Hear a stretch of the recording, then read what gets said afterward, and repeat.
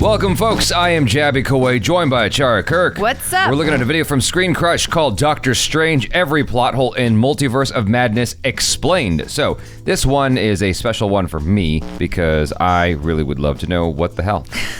I know. You're like, I enjoyed the movie, but...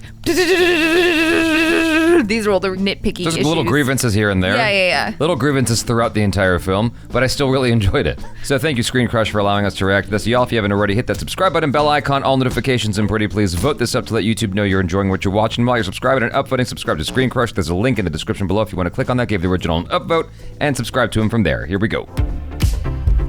The multiverse is a concept about which we know frighteningly little. Welcome back, Screen Crush. I'm Ryan Arey. Doctor Strange in the Multiverse of Madness is one hell of a complicated movie. It introduces new characters, it flies around the multiverse, and reintroduces characters from other movie franchises. So there's going to be a few unanswered questions and plot holes. So we went on Twitter and our community page to ask you some of your favorite plot holes, and I'm going to answer them for you right now. We had a lot of questions about the multiverse. In No Way Home, we saw the consequences of tampering with the multiverse, which Strange and Wong mentioned at the beginning of this movie. That spell travels the dark borders between known and unknown reality. It's too dangerous. Now, at the end of No Way Home, Doctor Strange casts the runes of Kal, a forgetting spell to make everyone forget who Peter Parker is. But Elizabeth T on YouTube points out, how did Strange and Wong remember that something went down with Spider-Man? It just further confuses me on what that spell did, because by forgetting Parker with Spider-Man, I would think he would have forgotten his involvement, since he was involved as a personal favor to Peter Parker and not... He just forgot Peter Parker's identity. Just his identity. That Peter Parker is his real identity. Yes. I asked that same question, and then Jabby Koway answered it for me, just like that. Remember, the spell only made people forget who Peter Parker is. People still remember Spider-Man. So you remember how Happy says that he knew May. Happy remembers working with Spider-Man, probably remembers that Spider-Man was Tony's protege, and he remembers going to a charity event hosted by May, which he was invited to by Spider-Man. So Wong and Strange would both remember that they encountered Spider-Man and their villains from other realities, just not exactly why that happened. @PolesJackie on Twitter asks, why do Wanda and Strange look the same in all their universes, but Peter is different in each one? Good question. Yes. That's a great question. First of all, the universes that Peter 2 and 3 are from are a bit different. That spell travels the dark borders between known and unknown realities. Did you catch that? Strange's spell brings the world into contact with unknown realities. So one answer to this is that some realities are closer together in the timeline, and in those realities, the people mostly look the same. But as you venture outward into the unknown realities, people start to look a little different. And this actually ties into our next question from Adriana Hill. I just really need to understand how alternate timelines also fit into the multiverse, because I thought in Loki that each branch in a timeline causes a new universe to emerge and that time is non-linear. Okay. Here's my theory on this. In Loki, the sacred timeline was created by He Who Remains to make sure Kang the Conqueror never comes to power. Now, the sacred timeline was not really one timeline. It was several timelines woven together like the strands of a rope. Loki showrunner Michael Waldron confirmed this in an interview with Screen Crush. He also wrote The Multiverse of Madness. So, from what we've seen, the universes that did not fit into the TVA's definition of safe were the weirdest universes. The ones where Loki was a woman or an alligator or where he killed Thor. Those universes were too different. And Kevin Feige confirmed that this movie is possible because of the events at the end of Loki. End of Loki, something happens that allows our universe to be exposed to the broader multiverse. So, after He Who Remains is killed and the multiverse runs loose, universes become more and more different. So it's possible that the Raimi Spider-Man films, the Amazing films, and maybe even all the X-Men films were born at the end of Loki. Before we get to the next question, I'm a little bit confused about the last one. I was just like, oh God. Am I overthinking this? Okay, talk to me. I don't understand. So there are multiple timelines, and that's different from multiverses. Isn't that the same? Isn't that the same difference, though? I'm just gonna play this part one more time. Here's my theory on this. In Loki, the sacred timeline was created by He Who Remains to make sure Kang the Conqueror never comes to power. Now, the sacred timeline was not really one timeline. It was several timelines woven together like the strands of a rope. Loki showrunner Michael Waldron confirmed this in an interview with Screen Crush. He also wrote The Multiverse of Madness. So, from what we've seen, the universes that did not fit into the TVA's definition of safe were the weirdest universes. The ones where Loki was a woman or an alligator or where he killed Thor. Those universes were too different. And Kevin Feige confirmed that this movie is possible because of the events at the end of Loki. End of Loki, something happens that allows our universe to be exposed to the broader multiverse. Is there a difference between timelines and multiverses then? Not really, right? It's all the same. I don't think they're exactly the same, but I think one can lead to another. Let's say you have like the universe where we're doing this video, and then you have a different timeline where 5 seconds ago all the power went out and we stopped making this video. That's an alternate universe and an alternate timeline. right? That's the same difference. That alternate timeline plays out forever, where eventually the power comes back on, and then we resume making this video. And then this one that we actually are in, we've continued to make this video without a power interruption. Yeah, I mean, that's what I thought. But then there's like people who are like, no, timelines and universes are different. So Adriana Hill went on to question how America Chavez's abilities are the same as the timeline travel in Loki. So if Chavez has multiverse traveling abilities, doesn't she have time traveling abilities? Because not every timeline will be at the same moment in time. Okay, Right. so the short answer is no. She cannot travel backward or forward in time on the same timeline. But we are using a couple of terms here interchangeably. When we talk about other realities, we're also talking about other timelines. Right. So when the Avengers traveled back in time, they were creating new realities. The Ancient One basically said so. The Infinity Stones create what you experience as the flow of time. Remove one of the stones, and that flow splits. So in the show Loki, the TVA is able to travel the multiverse. They just call this accessing different timelines. Their job is to police the timelines and prevent Nexus events. Nexus events basically cause branches in the timeline and new realities, and they measure the severity of the Nexus events based on how much they alter the timeline. Now this brings us to Nexus Beans. Now a lot of people have been asking us exactly what a Nexus Bean is, and I get why, it seems pretty complicated. So basically, every reality has a Nexus Bean. This is a person who is so important that they can affect the time stream of that universe. Remember how Miss Minutes described Nexus events. Maybe you started an uprising, or were just late for work. Stepping off your path created a Nexus event, which left unchecked could branch off into madness. Now that guy who went off his chosen path is a Nexus Bean. By being late to work, he created a new timeline, which makes him the most important person in that new reality. So Loki was a Nexus Bean because he stole the Tesseract. Exactly, Doug, that's right, perfect. Now, in the comics, Nexus Beans have another important attribute. Their children actually have the potential to be even more powerful and can remake the cosmos. So if that's true in the movies, then maybe the Darkhold was manipulating Wanda to create her children inside the Hex to begin with, so it could use her kids for its own evil ends. But we're gonna talk more about the Darkhold in just a minute. But I'm also wondering if Nexus Beans in the MCU could also be people who have the biggest effect on reality. For instance, on What If? Steven tries to save Christine's life, which would undo his origin story. This can't happen because Steven becoming Doctor Strange is an absolute point in time. You never start your journey. I'm creating a paradox. You're risking the universe. You cannot reverse an absolute point. Because maybe Steven is the Nexus Bean in this reality. Well, there's also the grandfather paradox baked into that, because if he becomes Doctor Strange and then goes on this adventure to try to undo him becoming Doctor Strange, how does he ever become an individual who tries to undo him becoming Doctor Strange? yeah, it's like Yeah. she said, it's an absolute point. He could even be the Nexus Bean in the realities that we see in What If. After all, the Illuminati thought he was so dangerous that they put him down. Also, in the comics, two Nexus Beans cannot inhabit a universe at the same time. In Doctor Strange 2, we see the ramifications of people who come into different universes for prolonged periods of time. They cause incursions which can destroy entire realities. Alonso Gramandio on Twitter mentions, if folks from one universe staying in another causes incursions, did What If Fury destroy his own universe when he brought Black Widow back to his Widowless universe? Is Gamora going to cause the incursion of the future 616 and the present day 616? That's a great question, so let's talk about incursions. The Illuminati recount the fight against Thanos that happened in their reality. They banded together to fight the Mad Titan, but Steven wanted to go it alone. So he started using the Darkhold to dreamwalk, thinking that would save them from Thanos. Instead, his dreamwalking created an incursion, which destroyed an entire universe. See this button? Don't touch it! It's the history eraser button, you fool! So, from what we've heard, incursions are only caused by using the Darkhold and dreamwalking. This makes sense. Sinister Strange's universe is being destroyed by dreamwalking, and it's evaporating, much like the look of the magic of the Darkhold. So, if I can back up for just a second to explain the Darkhold and Chthon. In the comics, Earth used to be ruled by these Elder Gods billions of years ago. The Elder Gods became demons, and Chthon was their leader. He was the first Dark Sorcerer. Now, eventually, the Elder Gods were defeated and banished to another dimension somewhere, but first, before he left, Chthon wrote the Darkhold, placing a portion of his malice and his power within its pages. And this is likely because comic book writers in the 70s and 80s were huge fans of Lord of the Rings. So the Darkhold is like the secret backdoor entrance into our world, just like in the movie where Chthon wrote the Darkhold spells into the walls of the mountain. So his goal is to get people to use the Darkhold to let some of its forbidden power in the door. This is why he tempts Wanda and Strange to use it. So the Darkhold is an unnatural power. It goes against the laws of the universe, which is why I think it causes incursions. I think think that when a universe is destroyed, Chthon gets more powerful because he's essentially consuming that reality. And a lot of people asked us about the Vision. He's not in any of the universes that Wanda sees. Well, we are going to cover this in a separate video, but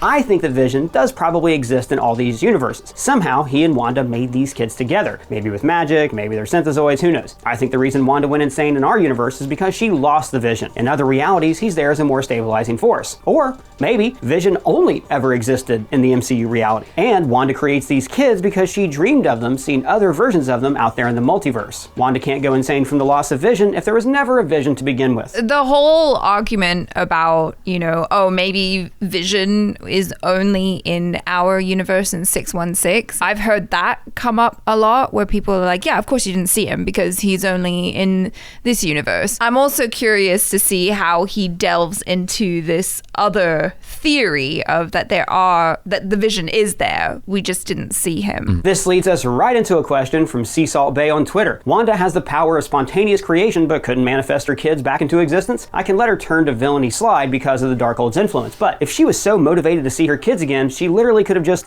remade them. I don't think she can just remake them. She can only create them before because they were inside a controlled pocket reality that she created. Now, I'm not a sorcerer, but it seems like it would be very hard to create and sustain life indefinitely. We didn't see Vision in the other realities, and so the jury's still out as to how those kids came to be, whether it was like asexual reproduction somehow, or Vision just wasn't there for some reason.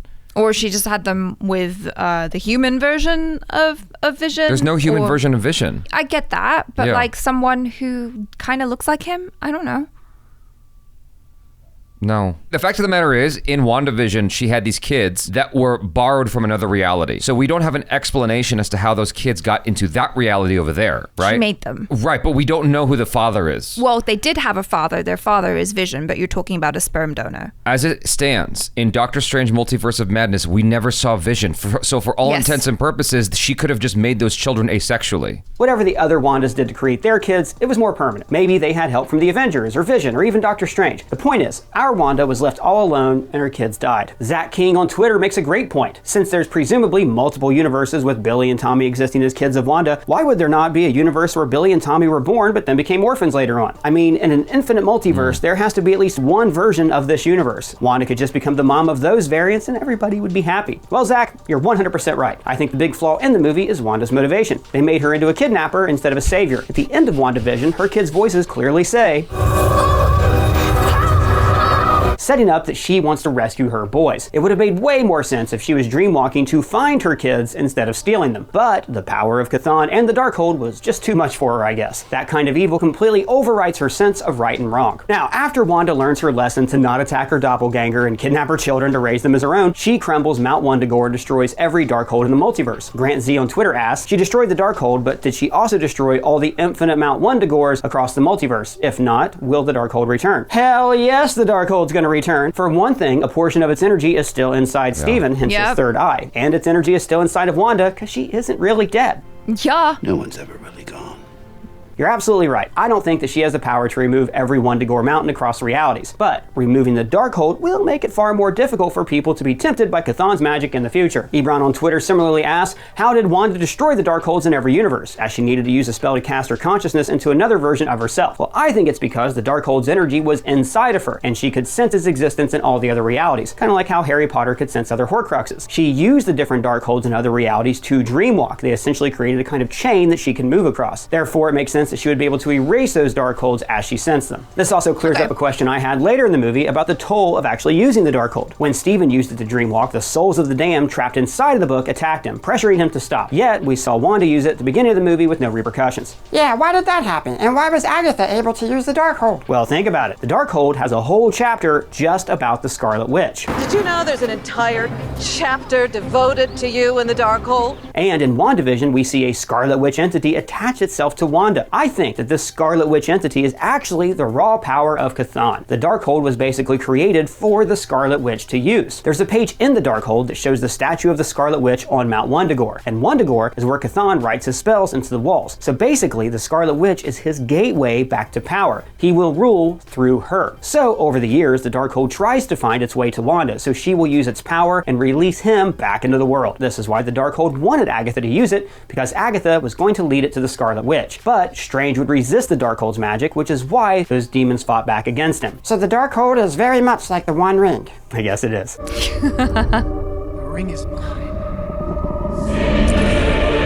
Now, the multiversal existence of the Darkhold itself brings up some interesting questions. It's the Book of the Damned, a book of all the dark magic collected by the demon Chthon. The Book of Ashanti, on the other hand, is its antithesis, an infinite collection of white magic used to defend against evil. So the entire first half of the movie was dedicated to finding the Book of Ashanti to stop Wanda, but they journeyed to find this one book. If there is a Darkhold in every universe and the Book of Ashanti is its intended antithesis, shouldn't there be one Book of Ashanti in every universe as well? Well, not necessarily. It could be that there is only one Chthon in the entire multiverse, and that he planted multiple Darkholds in different realities. He did this to tempt people to cause incursions, because like I said earlier, incursions only make him more powerful, which is, look, just a theory, but a good one. As for the Book of Ashanti, look, the real reason there's only one is because it makes for a better movie. If there were several of them across the multiverse, then Steven would just go to another universe where one was easier to find. But in universe, I think there's a strong reason for the Book of Ashanti to be unique. The more you have of something, the more you diminish its value. The Book of Ashanti is so powerful because there is only one, and you could never use two of the books against each other. Now, this movie also explores the concept of witchcraft versus sorcery. We learned a lot about the rules of witchcraft in WandaVision. Runes.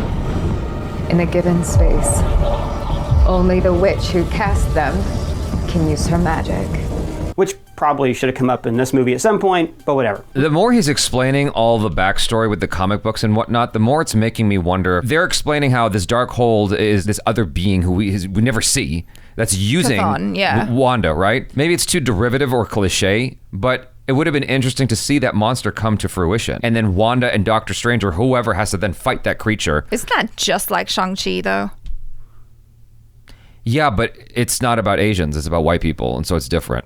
Lucas Meyer on YouTube points out that when Doctor Strange is in Illuminati jail, the handcuffs blocked his magic, right? So, how can he move his hands with any dexterity, let alone fight Mordo? In the first movie, don't they say that his hands will never heal, so he uses magic to move his hands properly. So what's up with that? Well, that's a great question. For most of the fight, Steven is fighting with his free hand that has been set loose from the cuffs, so that one would be stabilized by magic. And for Steven to fully heal his hands, he would have to use all of his magical energies to focus just on them. So by being Doctor Strange, master of the mystic arts, he's actually sacrificing his life as a surgeon. Now, I don't think that it's that Steven's hands don't work at all. He's just lost the nimbleness and dexterity required to perform complicated surgery. For instance, he can still use his hands in Doctor Strange, but just for simple tasks. And in the Mordo fight, he can still punch and grip onto a ledge. But in this movie, we do see that he has trouble tying a tie, and he has to do it with magic. This is probably why he also owns a goatee shave guide that we saw in No Way Home.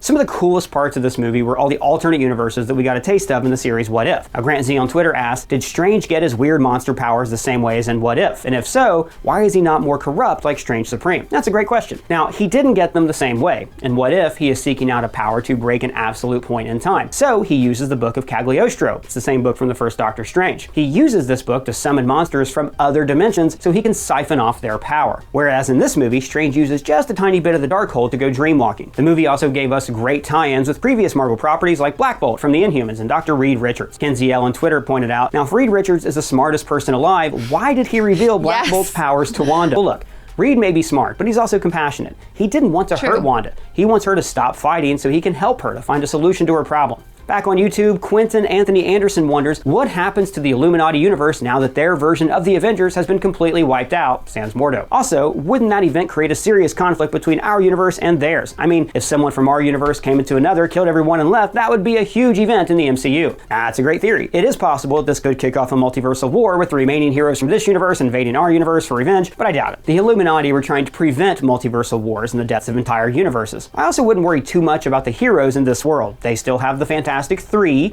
and a whole race of Inhumans and mutants to protect their reality. They'll be fine. On Twitter, E. White points out, what happened to Mordo? I mean, look, he'll mourn the loss of the Illuminati and rebuild, I'm sure. If any member of the Illuminati was going to seek out and destroy Stevens across the multiverse, then I'm guessing it would be him. Mordo is still in that little pit between the Judgment platform and the Illuminati. He doesn't have hops like Doctor Strange. That's true. He doesn't know parkour. He can't Mario jump out of that. He's just, hello? Anyone? He has to conjure food. And that all comes from elves underneath the Illuminati's floor. And then he'd have to conjure his poop away. Mordo's just got Dobby. More chicken!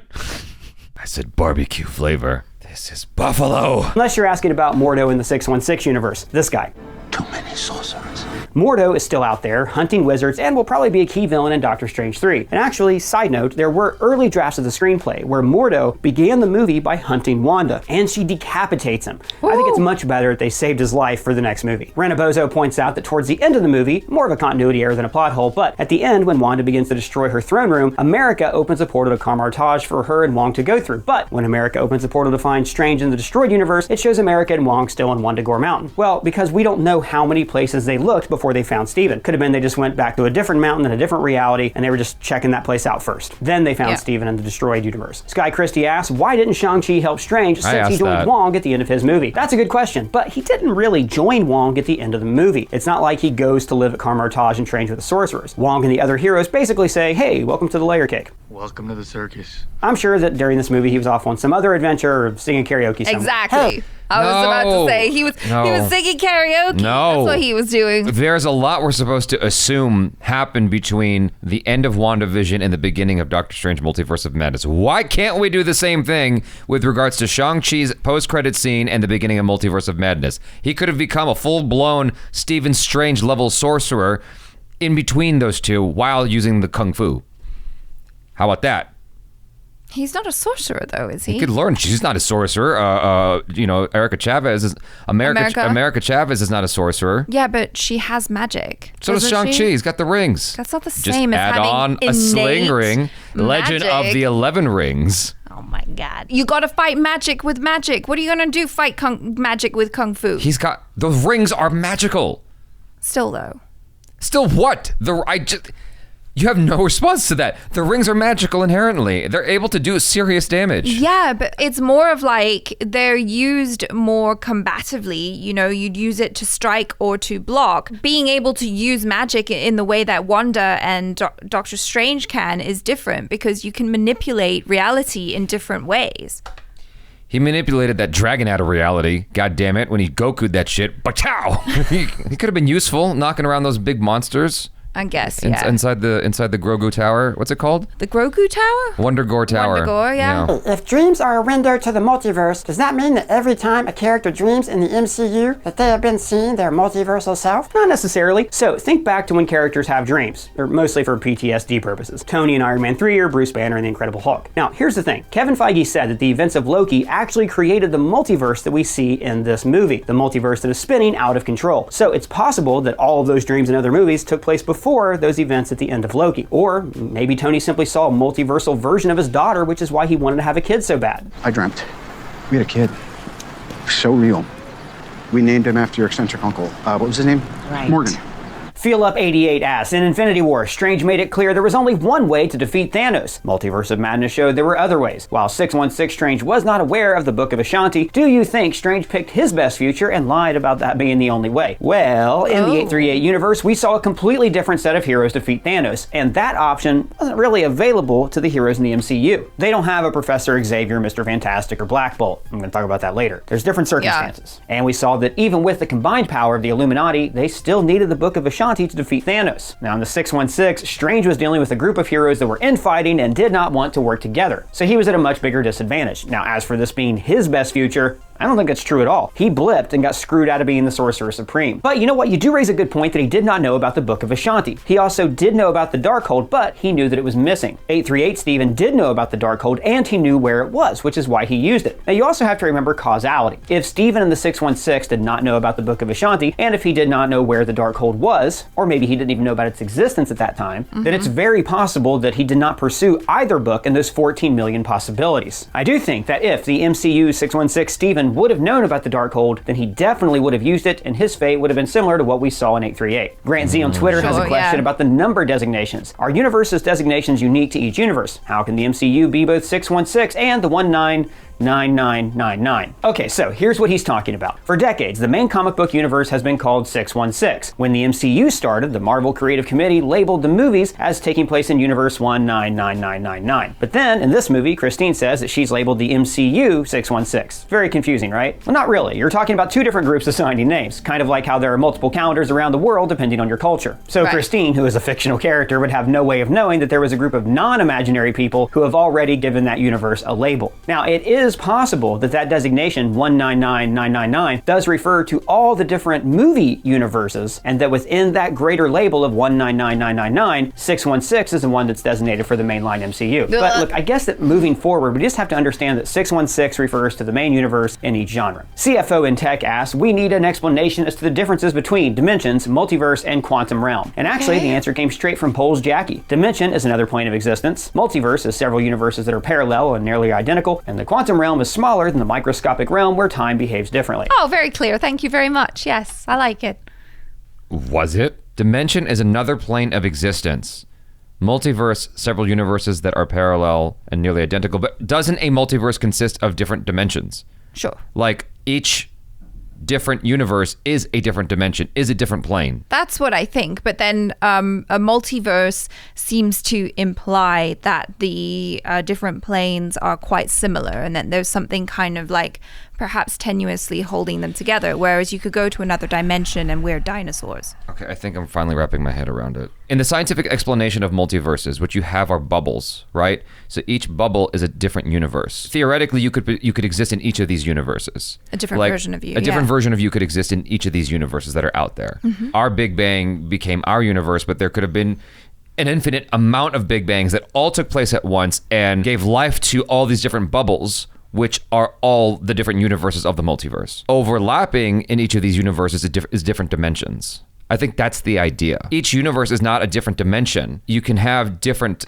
planes for each universe. Alternate dimensions occupy the same space. Whereas multiverses are parallel. Exactly. That's what I said in the beginning. No, you didn't. I did. Holy crap, then you made it like so difficult. And then we've come back to a simple explanation. What messed me up was that stupid rope explanation they did way early in the video. That rope thing just fucked me up. I don't understand. Why are you thinking about the rope thing right now? We moved on from that. And the quantum realm is smaller than the microscopic realm where time behaves differently. At least differently. we know what the quantum Well, that's one explanation. Yeah. But when the Ancient One shows strange other dimensions, she says, Who are you in this vast multiverse? So you could argue that the multiverse just means different planes of existence. Some of these planes of existence are governed by different laws of physics, like the hand dimension or any of these freaky dimensions the Ancient One shows strange. But if some of these planes are closer to one another, then they would obey similar laws of reality. So there are universes that are more alike than others. Now these universes would have multiplied exponentially at the end of Loki when He Who Remains died. More on that later. Ali Hay asks, I just want to know why the sorcerers are rebuilding Karmartage with their tools and scaffolding. They're magic, why not use magic? Because any job worth doing is worth doing the hard way. The Sorcerer's Apprentice taught us this. That's true.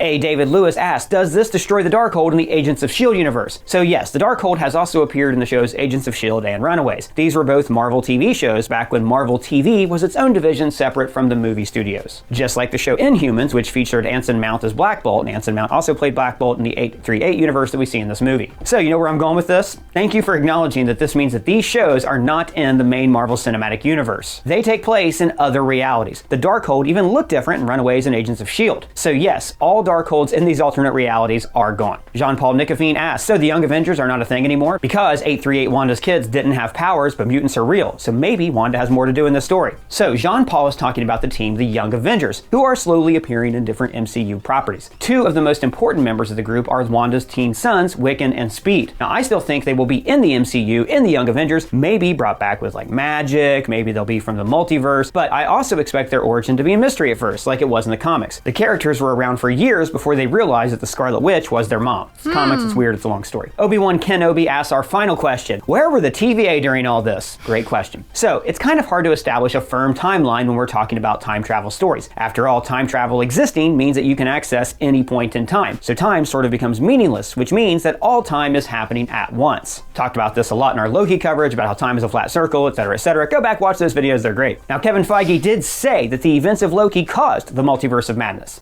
Because at the end of Loki, something happens that allows our universe to be exposed to the broader multiverse. Which means that the ending of Loki created new timelines, including the 838. Now, because all time is happening at once, in theory, this could mean that the entire MCU history has happened while the multiverse was exploding. No, that's not true, because the multiverse exploded because Loki escaped the Avengers in Endgame, right? Right, so that means that there is one constant linear way to view the MCU, one lens that will always be true, and that's us. The events in this fictional universe occur in the order the movie and TV shows were released in the real world. Therefore, Multiverse of Madness takes place after the events of Loki. Now, when that show ends, He Who Remains is dead and no longer controls the TVA. And who controls the TVA? Kang the Conqueror. Exactly. So, the TVA's mission is totally different now. They're not trying to protect the sacred timeline, they're trying to protect Kang's universe and his grip on reality. Does he want us to just let them all branch? Well, at this point, how are we even going to stop it? We can't!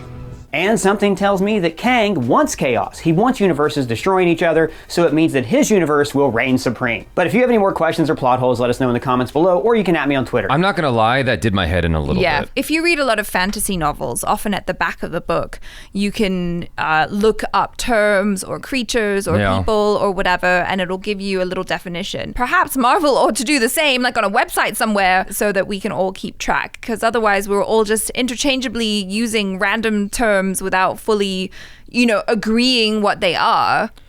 All right, bye.